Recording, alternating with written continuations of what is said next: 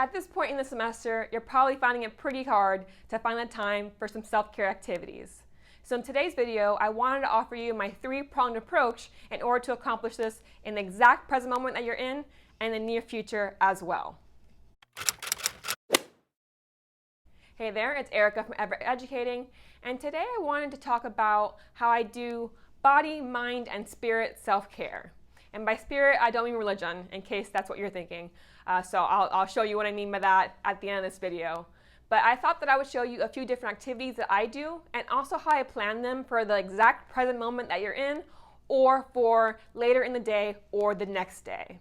And so I actually have video of me doing these things rather than just talking to you face to face in this way. So we'll get started with my tips for body self-care activities.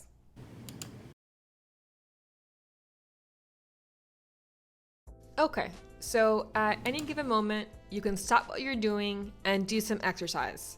Now, you don't have to be doing it at the gym like I'm doing here, but if you're at your office or at home, you can find some space and do some stretching, some jumping jacks, some crunches. Just take a few minutes and get your body into a state of, you know what, let's pump up out some endorphins and get ready for a big round of grading or writing or whatever the case may be. So 10 to 15 minutes would be more than enough for this type of activity, and you can do it immediately.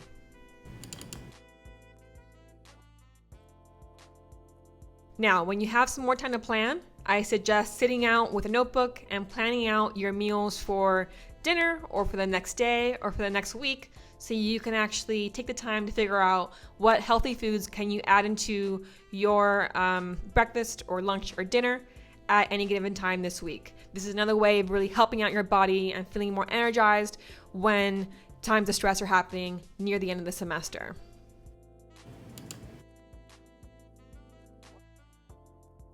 Now, as for the mind, again, at any given moment, you can just take a second and put on some headphones or just maybe meditate without any guidance. I like to have guidance using my Headspace app, which is only $10 for students a year.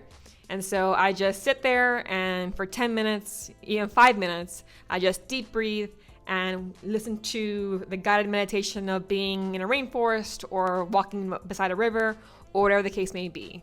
So this is another way of just taking, that small break and figuring out, okay, let's calm the mind and prepare for the next activity that you have on your plate. Now, when you have more time on your hands, you can read a chapter or two or even more of a book that you've been waiting to read for a while. So the meditation helps you immediately, but I find reading some fiction helps calm my mind too, though I have to plan the time to do it.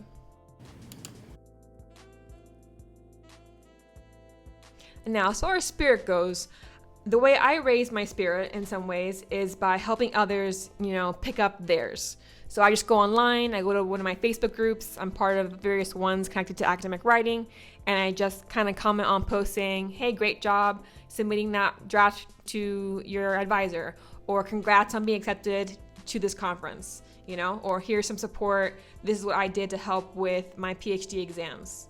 So just spread joy, spread support, and that kind of helps you too.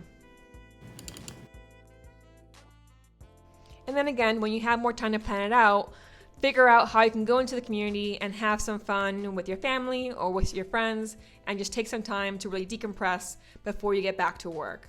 And so here I'm having, dinner with my parents, but there's plenty of ways to do this out in the community too. All right, so do you use any of these activities already? If you do, click the like button below and let me know.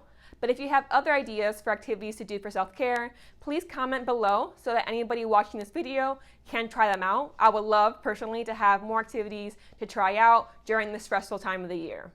I'll see you next week with a new video, so if you haven't subscribed yet, remember that I offer teaching tips, tools, and resources for college instructors, as well as tips more generally for academia and grad school life.